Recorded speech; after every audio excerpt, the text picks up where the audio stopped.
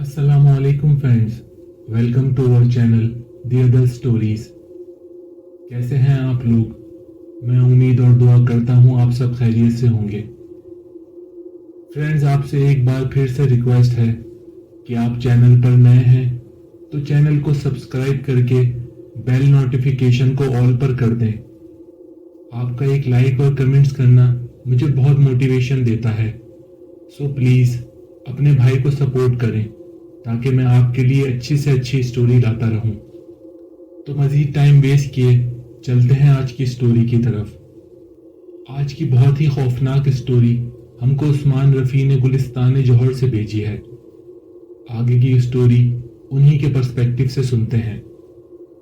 अस्सलामु अलैकुम हसन, मैं आपका रेगुलर लिसनर हूँ और मुझे आपकी स्टोरीज़ और नरेशन का स्टाइल बहुत पसंद आता है।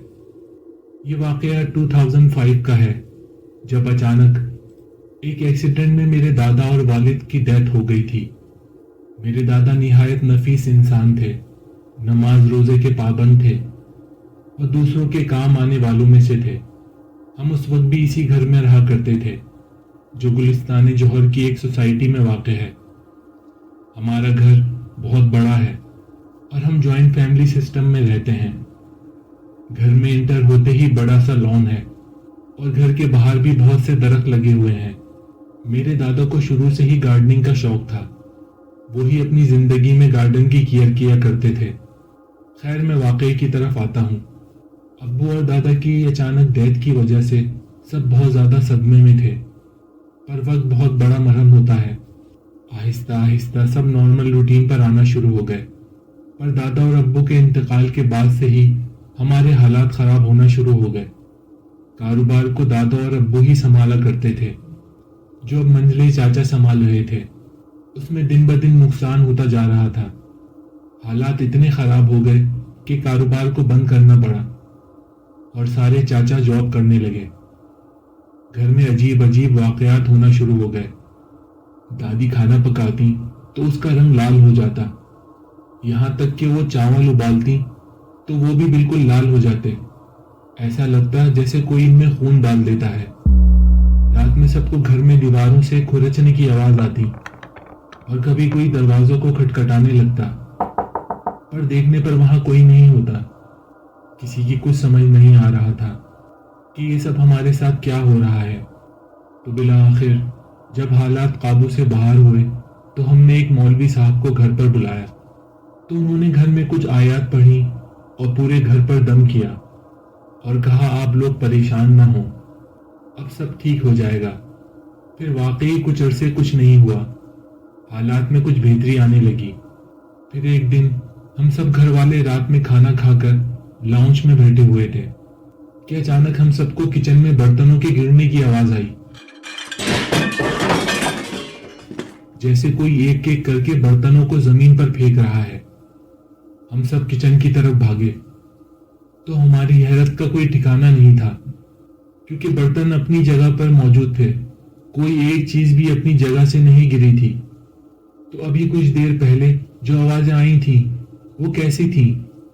सब बहुत डर गए थे क्योंकि ये किसी का वहम नहीं था। खैर, सब वापस लॉन्च की तरफ आने लगे तो अचानक लाउंज में रखी हुई डाइनिंग टेबल में पता नहीं कैसे आग लग गई, जबकि उसके आसपास कोई ऐसी चीज भी नहीं थी जिससे उसमें आग लग सके। हमारी नजरों के सामने ही वो आग कुछ ही सेकंड में पूरी टेबल पर फैल गई। ये देखकर सब लोग जोर जोर से चीखने लगे। हमारी आवाजें और चीखें सुनकर आसपास के पड़ोसी भी हमारे घर पर आ गए और जैसे तैसे हमने उस आग को बुझाया। हम लोगों ने पड़ोसियों को इस बारे में कुछ नहीं बताया जो इतने अरसे से हमारे साथ इस घर में चल रहा था। हम लोग बहुत घबरा गए थे कि अचानक हमारे घर में ऐसा क्यों हो रहा है। वो रात हमने बड़ी मुश्किल से गुजारी। दूसरे दिन मेरे दादा के छोटे भाई, जिनको हम छोटे दादा कहा करते थे, जो एक प्राइवेट टैक्सी चलाया करते थे, उनको एक सवारी मिली जो एक औरत थी जिसने काले रंग का बुर्का पहना हुआ था। हाथ पैर सब कवर थे, बस आंखें खुली हुई थी। छोटे दादा ने उनसे पूछा, आपको कहाँ जाना है? तो उसने जो एड्रेस बताया उसको सुनकर छोटे दादा हैरान हो गए क्योंकि उसने हमारे घर का ही एड्रेस बताया था, जबकि हमारे घर में या हमारे रिलेटिव में से कोई भी इस तरह का बुर्का नहीं पहनता था। उनको बड़ी हैरत हुई, पर उन्होंने सोचा शायद उनको एड्रेस सही से पता नहीं होगा और उसको वहीं आसपास के किसी घर में जाना होगा। तो उन्होंने उसको टैक्सी में बिठा लिया। जब वो उसको लेकर हमारे घर के आगे पहुंचे तो उसने टैक्सी रोकने को कहा।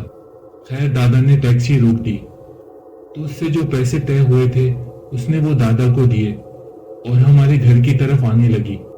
छोटे दादा उसको बराबर देख रहे थे, तो वो औरत हमारे घर के बाहर जो नीम का पुराना दरख्त था उसके पास जाकर खड़ी हो गई और फिर उनके देखते ही देखते वो वहां से गायब हो गई। ये देखकर उनकी हालत खराब हो गई कि ऐसा कैसे हो सकता है। वो डरते हुए टैक्सी से उतरे और उस दरख्त के आसपास देखा, पर वहां कोई नहीं था। वो फौरन हमारे घर में आ गए और अंदर आते ही दरवाजे के पास गिरकर बेहोश हो गए। हमने उनको उठाकर बेड पर लिटाया। उनका जिस्म बुखार से तप रहा था। थोड़ी देर बाद उनको होश आया तो घर वालों ने उनको दवाई दी। वो अब भी डर से कांप रहे थे। जब उनकी तबीयत थोड़ी बेहतर हुई तो उन्होंने सारा वाकया हमको बताया और बताया कि उसने उन्हें पैसे भी दिए थे, पर जैसे ही उन्होंने अपनी जेब में हाथ डाला वो बिल्कुल खाली थी। उनकी ये सारी बातें सुनकर हम और ज्यादा परेशान हो गए और हमने भी उनको जो हमारे साथ दादा और अब्बू के इंतकाल के बाद इस घर में हुआ वो सब बताया। तो सारी बातें सुनने के बाद उन्होंने हमें एक आलिम का बताया। तो उसी दिन हम लोग उनके पास चले गए। उन्होंने सारी बात सुनी और हमें कुछ पढ़ने को बताया और 4 कीलें पढ़कर दी कि इन कीलों को घर के चारों कोनों पर गाड़ दो, और कहा कि अल्लाह ने चाहा तो सब ठीक हो जाएगा। हमने ऐसा ही किया और घर आकर उन कीलों को घर के चारों कोनों पर गाड़ दिया। ये करने के बाद हम सबको कुछ सुकून हुआ कि अब शायद सब ठीक हो जाएगा, पर ऐसा नहीं हुआ।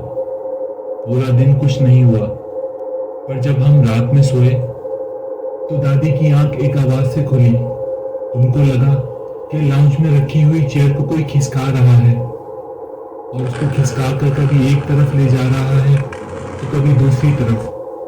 तो उन्होंने सोचा कि इस वक्त जब सब सो रहे हैं तो ये चेयर कौन खिसका रहा है।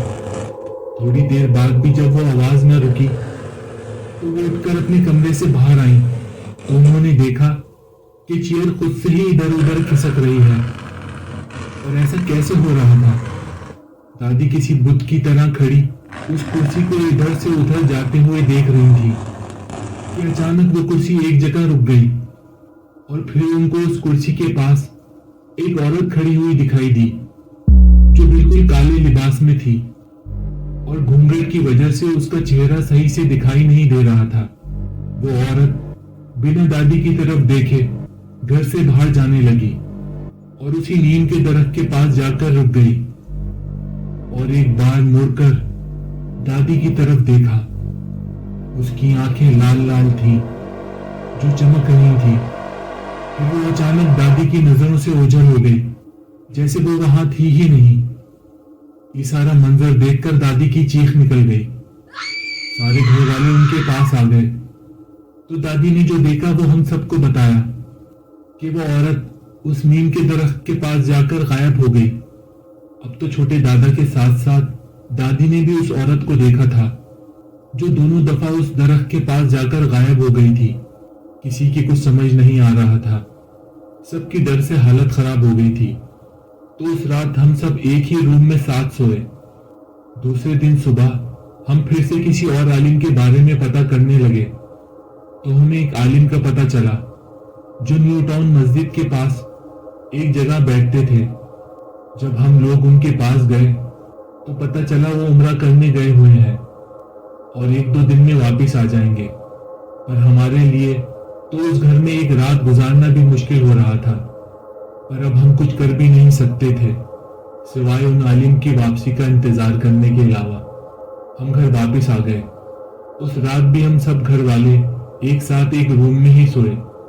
रात में तकरीबन 2 बजे के आसपास का वक्त होगा कि हमें अपने घर की छत से पत्थरों के गिरने की आवाजें आने लगी।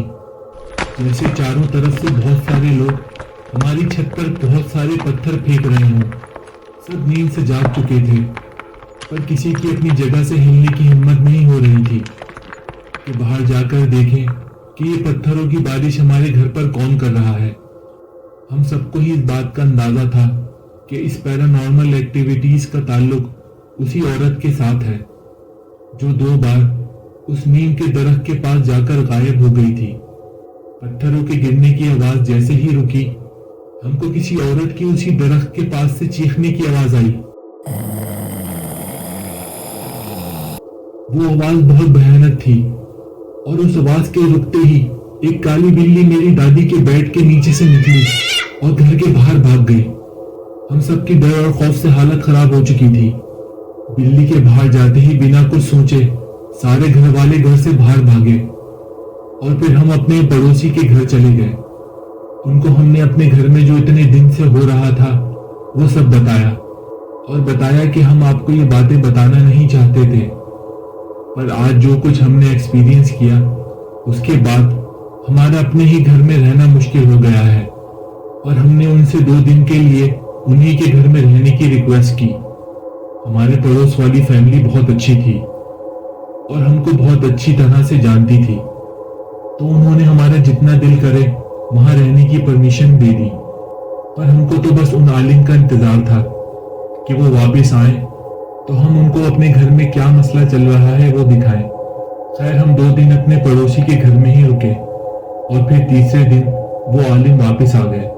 हम उनके पास गए और उनको अब्बू और दादा के इंतकाल से लेकर अब तक जो कुछ हमारे साथ हुआ वो सब बताया। वो आलिम साहब हमारे साथ हमारे घर आ गए। पूरे घर को उन्होंने बड़े ध्यान से देखा। फिर वो वापस बाहर उसी नीम के दरख्त के पास आकर रुक गए। हम सब भी उनके पीछे खड़े हुए थे। वो कुछ देर वहां खड़े रहे और कुछ पढ़ते रहे। थोड़ी देर बाद जो हमने देखा वो मंजर मैं आज तक नहीं भूल पाता। आपको अभी ये बातें बताते हुए भी मेरे रोंगटे खड़े हो रहे हैं। हम सब ने देखा उस दरख्त से अचानक काला धुआं निकलने लगा और वो आहिस्ता आहिस्ता नीचे आने लगा और वो धुआं नीचे आते आते इंसानी जिस्म में तब्दील होने लगा। वो बहुत भयानक मर्द और एक औरत थे जो बिल्कुल काले थे। उनके लिबास भी काले थे, बस उनकी आंखें अजीब तरह से चमक रही थीं। नीचे आकर वो आलिम साहब की तरफ बढ़ने लगे और उनके बहुत पास आ गए। फिर उस मर्द ने आलिम साहब को सलाम किया और कहा कि हम मुसलमान जिन हैं। आलिम साहब ने कहा, तो तुम इन लोगों को क्यों परेशान कर रहे हो? तो उसने कहा, हम इस दरख्त पर बरसों से रह रहे हैं और इस बात का इल्म इनके वालिद साहब को भी था और वो रोजाना इस दरख्त के नीचे एक सुराख है, उसमें से हमें गोश्त दिया करते थे। पर जब से उनकी मौत हुई है इनमें से किसी ने भी हमको एक दिन भी गोश्त नहीं दिया और इसलिए हम इनको परेशान कर रहे हैं ताकि इनको भी पता चले कि इनको भी हमें अपने वालिद की तरह रोजाना गोश्त देना होगा, वरना हम इनको परेशान करना नहीं छोड़ेंगे। आलिम साहब ने कहा, इनको नहीं पता था कि इनके वालिद से तुम्हारा क्या मुआहदा हुआ है, क्योंकि उनकी मौत अचानक एक्सीडेंट में हो गई थी। तो उसने कहा, ठीक है, अब हम इनको परेशान नहीं करेंगे, पर इनको रोजाना अपने वालिद की तरह हमें गोश्त देना होगा। आलिम साहब ने हमारी तरफ देखा तो हमने कहा, ठीक है, अब तक हमें नहीं पता था, पर अब से हम रोजाना ऐसा ही करेंगे। अगर हमें पहले से पता होता तो हम ये काम पहले से ही शुरू कर देते, पर ये भी हमसे वादा करें कि ये लोग आइंदा हमको किसी तरह से भी परेशान नहीं करेंगे। तो उन्होंने कहा, हम वादा करते हैं कि आइंदा हमारी वजह से आपको कोई परेशानी नहीं होगी और आपका कारोबार फिर से अच्छा हो जाएगा और इसके अलावा जितनी परेशानियां हैं वो भी खत्म हो जाएंगी और आपके माल में भी जब तक हम यहाँ आबाद हैं बरकत रहेगी। और ये सब कहकर वो वापस उस दरख्त के पास गए और गायब हो गए। तो फिर आलिम साहब ने बताया कि आपके वालिद ने जब से वो इस घर में आए थे, जब से इन जिनों से मुआहदा किया हुआ था जिसमें वो रोज इनको गोश्त दिया करते थे, बदले में वो आपकी फैमिली को प्रोटेक्ट किया करते थे, और आपका बिजनेस भी उन्हीं की वजह से फल फूल रहा था। बहुत शुक्रिया उस्मान साहब आपकी इस स्टोरी के लिए। फ्रेंड्स, बहुत सारे वाकयात ऐसे होते हैं जिन पर हमें यकीन नहीं आता, लेकिन जिसके साथ वो पेश आते हैं वही उनको जान सकता है। ये थी आज की स्टोरी। मैं उम्मीद करता हूँ आपको आज की स्टोरी भी पसंद आई होगी। अगर आई है तो वीडियो को लाइक, शेयर और चैनल को सब्सक्राइब करना ना भूलें। अगर आपके पास भी कोई स्टोरी है तो हमारे साथ ज़रूर शेयर करें। आप हमें मेल कर सकते हैं या इस व्हाट्सएप नंबर पर हमें मैसेज कर सकते हैं। अपना और अपने प्यारों का ख्याल रखें, हमेशा पाकी की हालत में रहें, मुझे अपनी दुआओं में याद रखें। तो मिलते हैं आपसे अगले वाक़ये के साथ। अस्सलामु अलैकुम।